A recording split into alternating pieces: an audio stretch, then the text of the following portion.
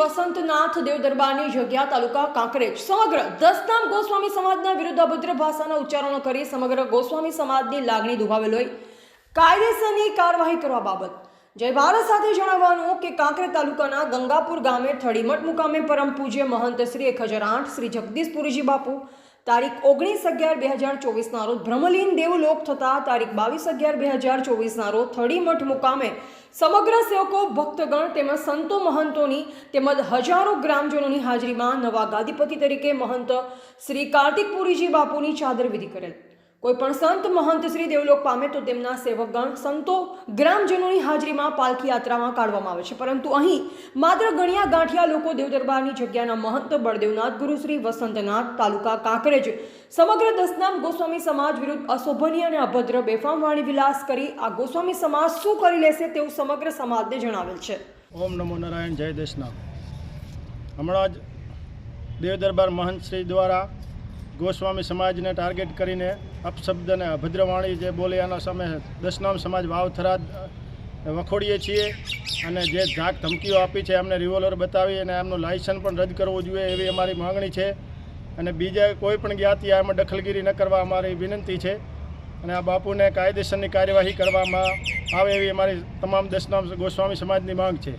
આપનું નામ? ઓમ નમો દિનેશપુરી ગોસ્વામી સંબુદળ વિભાગ ગુજરાત પ્રમુખ। જેથી સમગ્ર દસનામ ગોસ્વામી સમાજ તેમનો વિડીયો જોઈ ખૂબ જ આઘાત સાથે દુઃખની લાગણી અનુભવે છે, જેથી આવી અભદ્ર અને અશોભનીય વાણીના વિરુદ્ધમાં થતી કાયદેસરની કાર્યવાહી કરવા માટે વિનંતી કરવામાં આવે છે।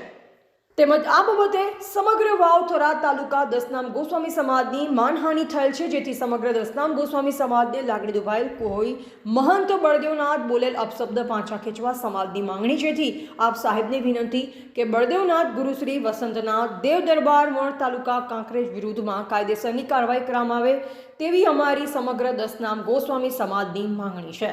સ્વામી ગોવિંદ ભારતી ચોંગડા થરાદ તાલુકો।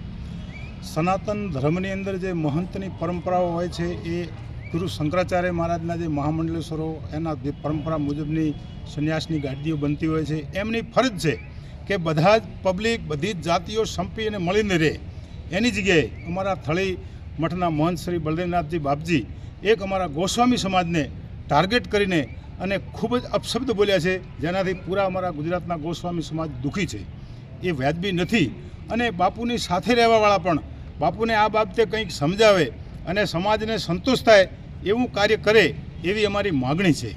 અને આ અપશબ્દ બોલવાથી બધા જ દુઃખી થયા છે। એમાં આજે એમાં થરાદ તાલુકાના ગોસ્વામી બંધુઓ અહીંયા સાથે મળી અને વાવના બી અમારા ગોસ્વામી બંધુઓ બંને તાલુકાના સાથે મળી અને નાયબ કલેક્ટર સાહેબશ્રીને અમે આવેદનપત્ર આપેલ છે। અહેવાલ જીતુ બારોટ, સંબંધ ભારત ન્યૂઝ થરાદ।